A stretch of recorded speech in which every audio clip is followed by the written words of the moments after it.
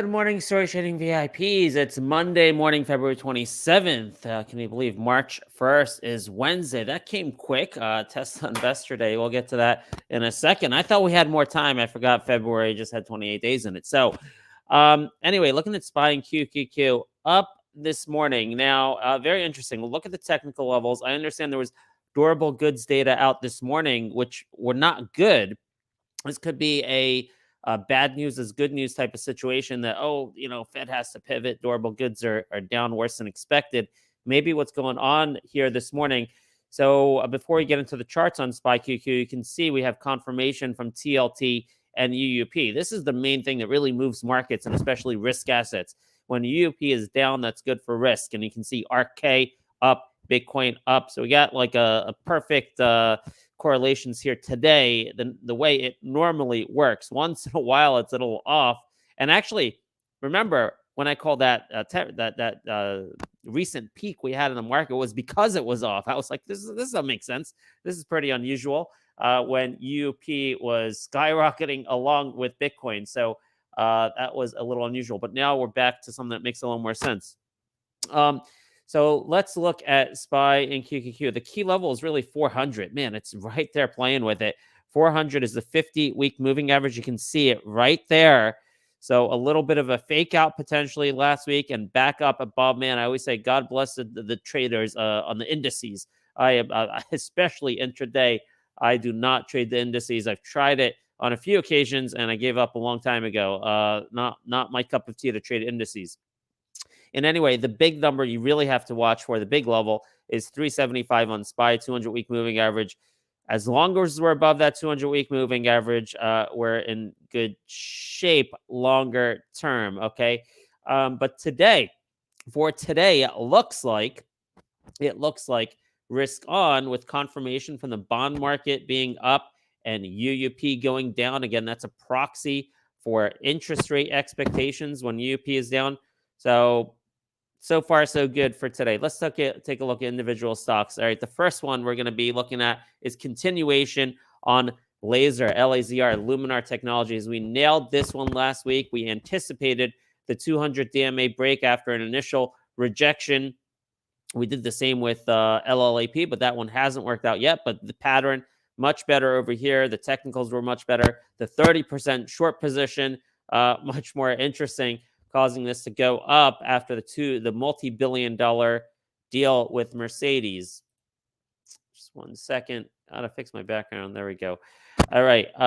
So LAZR, I'm looking at this. This is a clean and clear breakout to me. And the next levels of resistance, probably at top of this candle right here. To me, that's what I see. $9.30 through $10. This area, I think, is the next level of resistance. So LAZR has much more short position and what I see as a transformational deal, an inflection point in the fundamentals. It's story trading, right? We try to triangulate these four pillars, and when we see the 200 DMA, right, this is the demarcation line for good fundamentals and bad fundamentals, right? Basically, what's the perception of value? Is it going to be going up longer term or down longer term? And that 200 DMA tells the story. So LAZR, I expect continuation into this week. LLAP, that one hasn't worked out yet, but it was the same idea. Game-changing news. You get rejected at 200 DMA, you pull back, and now it hasn't made that move back up. This is starting to me to look very similar to the chart on Tableau, TBLA, after the Yahoo news. You see here that big move up, almost identical, right? It nails that 200 DMA, pulls back, and then it consolidates for a long while at a higher support level, 250. And the levels are similar too, which is very interesting. So if you look at this chart here, that's the level actually 250 as well. You see it was previously support.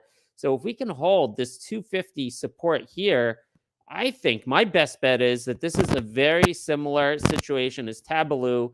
Will consolidate here at 250 support, and then eventually, hopefully in a short period of time, we're going to go up, re-challenge 325, break through it, and then look for our exits above 325 at technical resistance levels. Okay, so there's a lot of controversy on this in our rooms, by the way, especially from Julian, so you can take a look at the rooms and see what's going on with the LLAP debate, there's obviously always a bear case. So you can take a look at that.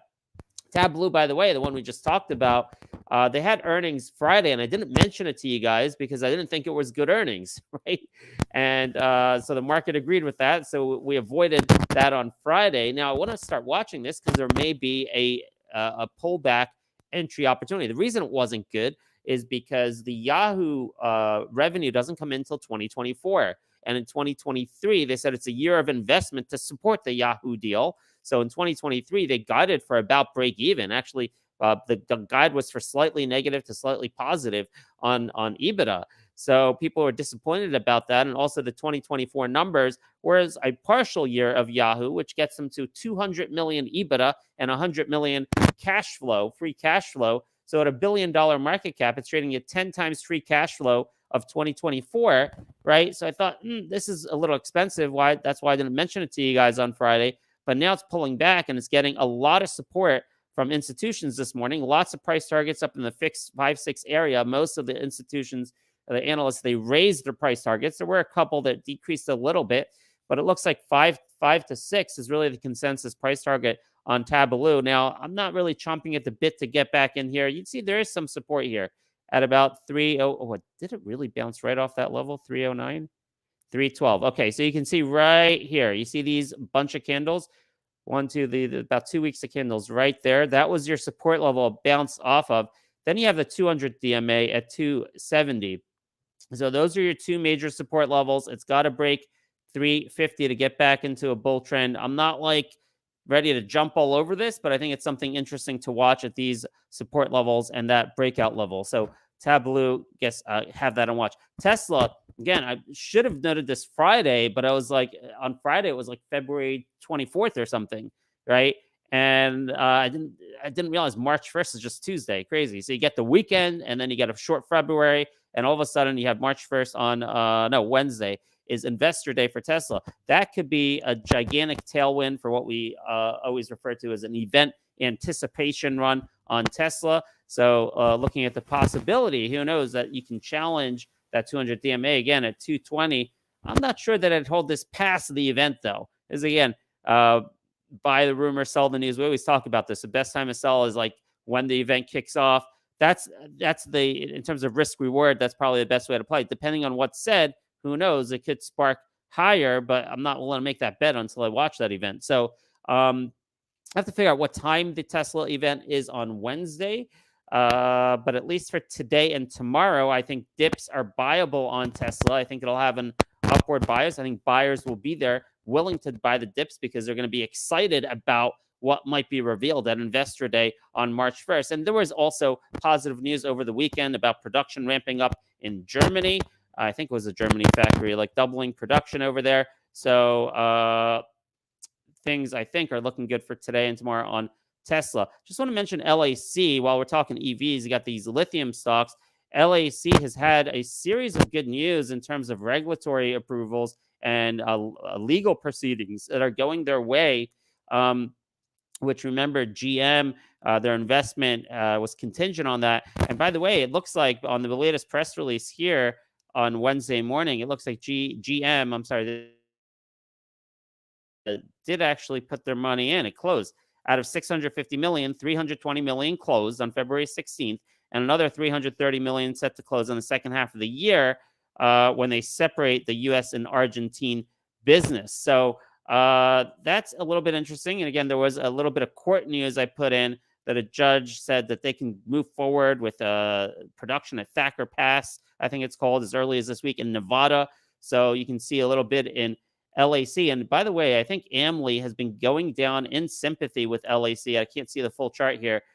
This is a sympathy play. It's been moving in the same direction because they're also in Nevada. Same kind of regulatory risk issues in terms of building lithium mines in Nevada. So these guys are siblings here lately, LAC and AMLI. I kind of like AMLI more to watch and get in at the right time because of the uranium asset that they're going to spin off. So something to look at. Okay, I don't really have necessarily a prediction on this for today. You can see the resistance at $24 on LAC and the support at 22. So it may just be playing in that range. It looks like it wants to play in that range for a while, but I anticipate at some point LAC will break out and eventually, hopefully, head to all-time highs. I don't even think I have a position, but I think lithium, we all know the long-term bull case for that. All right. We have earnings on QUIK, QUIK, after the close. I've had a big position, been holding. Our earnings are tonight after the close again. This is the stock. I liked it because at a $73 million market cap, they have a $72 million potential deal with the Department of Defense, of which I think 6.9 million out of that 72 has been awarded on the last conference call. This is for radiation hardened electronics. And on the last conference call, they mentioned that I think an analyst talked about when will you know about the rest of that 72 million? And I think they said, well, early summer, so we'll have an indication of what's going to happen with that. Whether they'll get it, maybe the cadence of how long it will take to fulfill those orders, that we'll get more information early summer. So that's something to watch for on the conference call this evening on QUIK. Are they changing their language around that? The language around that, because that's a massive number. It's 72 million and you have 73 million market cap. Now they're sharing some of this revenue with SkyT, so I'm not sure how much they get out of that.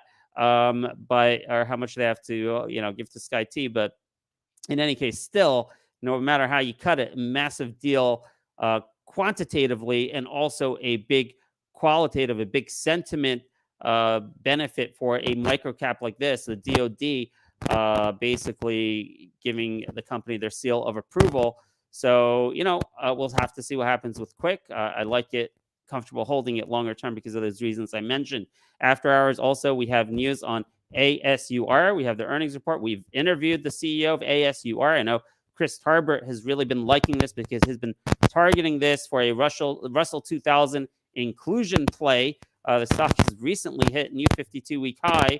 So, throughout the day or before earnings today, we can take a look at what the analyst estimates are. It says here, estimate range about break even, minus a penny to a penny. You can dig into more granularity before this evening what those are, so we can react appropriately after hours when the release comes out for ASUR. Also want to mention AIRG has earnings on Thursday, and this one has had a spate of really lots of news. You can see their news flow has been going big, and the reason that I have a position was because of this press release on January 10th. So maybe we're going to hear more. That's AIRG partners with Deutsche Telekom for borderless IoT. And again, that's a big partnership for a $77 million company. So I'm holding that into the earnings on Thursday.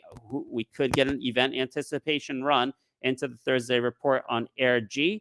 So if you want to trade that, that's definitely a logical type of trade to take ahead of that event and sell before the event. You know the drill. I want to bring up ASXC. This is one that Tony gave us a presentation on a couple Sunday nights ago, I think it was, or Monday night. This is that company that could compete with Intuitive Surgical. Now, since that news, it took them to really rocketed the stock here over the last month or so. It's now retracted, pulled back to the 20 DMA. Now, in pre-market here, it's fighting with it, but pull back to the 20 DMA with earnings on Thursday. I like that combination of a technical support level combined with an event coming up in a few days. I really like that formula for event anticipation. You're at a support level. It can only go up from here. I'm not saying that as a guarantee. I'm talking about the logic of such a trade, right? So this is something I think could be good for a trade early this morning here at the 20D. Something potentially make a quick 5 or 6% on, but be careful. It's a micro cap. I think they did an offering recently.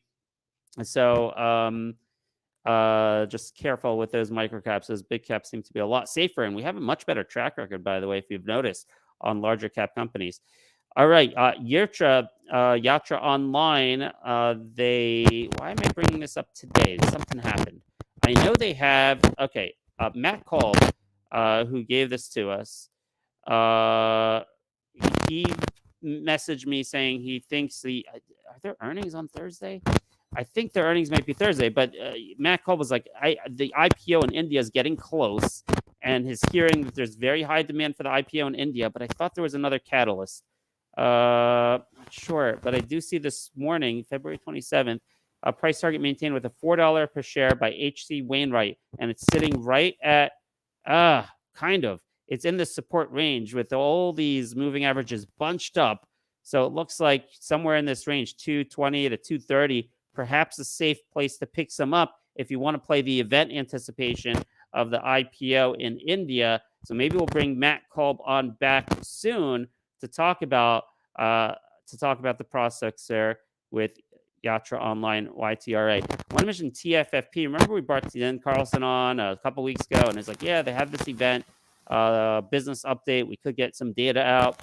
So I had a little event anticipation move, like a quick 5%, 6% in the afternoon leading up to that event, and then the event was not good. They said, they didn't have the data. It's going to be delayed, not till the second half of the year. It raises the risks of financing.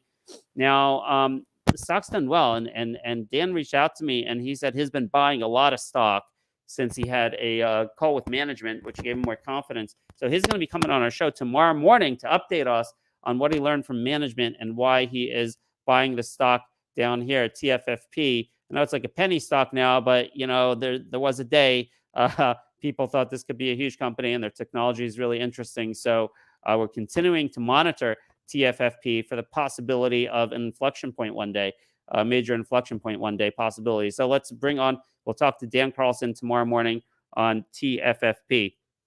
A little bit of news out of CLF, the steel company raising their prices. Like they're constantly raising their prices on CLF. It's bunched up between the 50 and the 20 DMA. So, not the kind of stock I like to trade, not the kind of technical setup I love to trade. And there's been a lot of these, by the way, a lot of these price increases. So it's not like we've been trained. Now we see it's not like a catalyst that's a game-changing catalyst, an inflection point catalyst, but putting it out there because it is a cheap company with a 7.85 PE. But this is all based on price of steel, and obviously the market thinks it's not going to be sustainable longer term at these levels. Thus, that low PE of about 7.8 on CLF. FREY had earnings. We're talking about it this morning. Very speculative company. Very hard to trade this. It really trades just on sentiment, catalysts, and technicals. No fundamentals on FREY yet. This is a pre-revenue company building out their EV manufacturing capacity. They had earnings this morning. The stock's reacting up in reaction to that earnings report, which just talked about their progress and their cash balance and things like that. You can see here it's right at resistance 880. So I'm not going to play this one. Just letting you know what's going on. Is it going to break the 20 DMA and head to the 50? Is this going to be a resistance? I really don't know. But just letting you know. All right.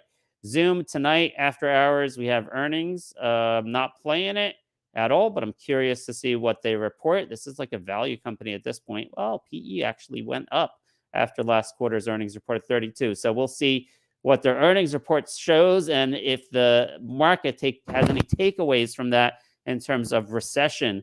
They have could be seen as, how's the workplace going, but it could be back to work kind of stuff, back to work rather than working from home.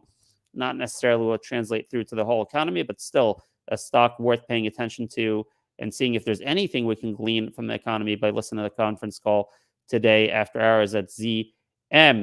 Li Auto, I don't cover Chinese stocks, putting out there in case, well, actually, Vegas is late. We'll see if she shows up. But Vegas loves her Chinese stock. So if she comes on, maybe she'll cover the Li Auto earnings this morning. Clearfield was anticipating a move to the 20 DMA. It didn't happen. It went down with the market last week. Let's see what COMM is doing. Real curious. And then maybe we'll take a look at Calyx. COMM had that pullback after earnings. Calyx right here. I don't know, man. I still think there's a decent possibility of a move to the 20 DMA in the near term. 64, especially with the green market today. So have that on your watch. Follow through on LNTH. We played this really well last week on the re-ratings on the earnings report. And I think this has more room to go. By the way, you see that MACD flip? Oops. Are you seeing that MACD flip to green? This could indicate a longer term move. The RSI is still at 61. I think this one still has more room to go. We did the math on it last week after the earnings report, and it was somewhere like in the high 80s. And I think there's a bunch of price targets even way above that after the earnings report. So we could see continued momentum in LNTH, and on a swing time frame, maybe targeting its 52-week high there at $87.47. And a bunch of other things here. We're not going to get to all of them because it's late, and we got to move on to our friend Vegas.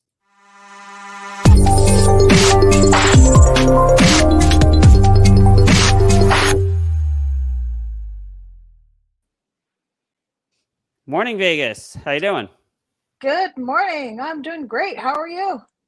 Doing well. I'm happy to see the market's green. I guess on a bad durable reports order, which maybe bad news is good news. So I'm happy to see the green. What's on your radar? Honestly, I'm just focused on Tesla this week. I mean, we have the event on Wednesday, and I really do like the stock, and I do like how it's behaving. It didn't work for me too well last week, too much chop, but I think if we can get over 202.83, I think we'll have a breakout on the stock and head towards 208.35. Do you know what time it's all day. Is on Wednesday? It's all day tomorrow. All day Wednesday. Long. It's an all day event. Great. All day.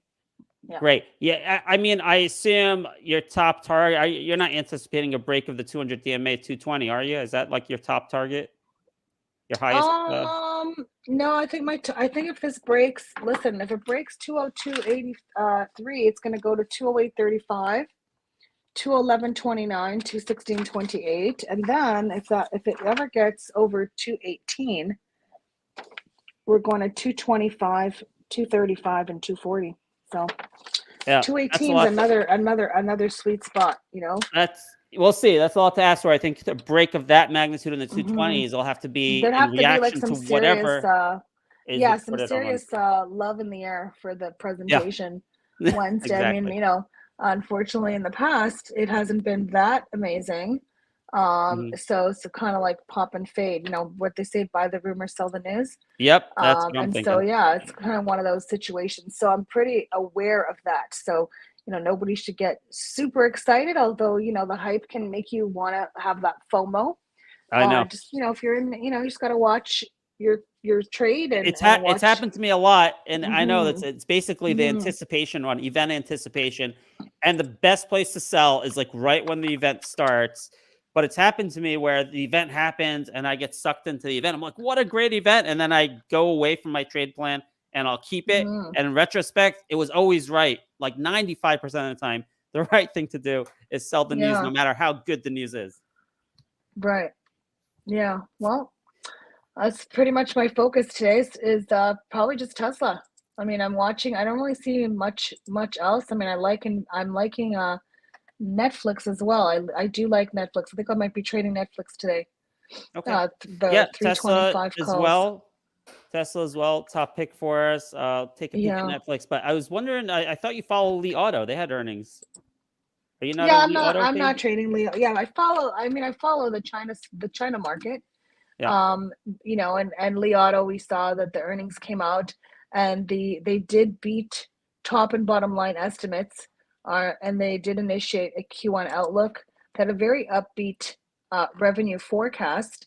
And the stock was up. Let me just see. It was up about 5%. 5%. Yeah. Yes, I'm right on there. They did have good numbers. Revenue was up 66.2 from the year before, narrowly exceeding expectations. And they did say, the CEO, Zhang Li, said that they ended the year on a high note, record deliveries of more than 20,000 vehicles in December, which actually set a new milestone for the company and also obviously the emerging new energy automaker in China. The CFO said that the strong delivery dynamics are likely to keep the revenue growth on its current trajectory, while disciplined cost management and focused execution will defend margins. And they did say they expect the deliveries for the first quarter of this year to range from 52,000 to 55,000, which would be an increase of 64% to 73.4% from the first quarter comparing to last year.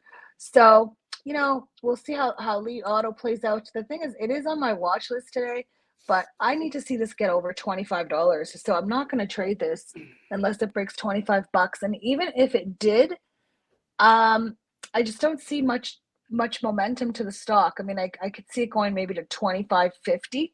So I'm not interested to trade a stock for 50 cents. So it's not appealing to me right now. I got it. I'm on board with you. Tesla top watch for the day. Hopefully you made out on LAZR last week. I'm still holding that after the breakout LAZR. Yeah, and did you on LAZR? Don't forget has an event this week, right? I think earnings, right? LAZR has this week. They have an event. They have don't forget they have next. We saw the news with the partnership with Mercedes, but they also have the Polestar news, right? Expansion. And they have an event as well this week as well. So they're going to be at an event. So watch for that. Yep. Sounds good. Thank you, Vegas. We got to go take care of some breaking news on some other stocks we're covering here. But Sounds you can follow good. Vegas Have at a I great Love day. Stocks 1 at Twitter. Bye for now. Take care. Bye-bye. All right, guys. We got some breaking news on SMSI. Tanking here 20%. SMSI Micro today announces notice of termination from Tier 1 carrier for the company's family safety solution. Let's see.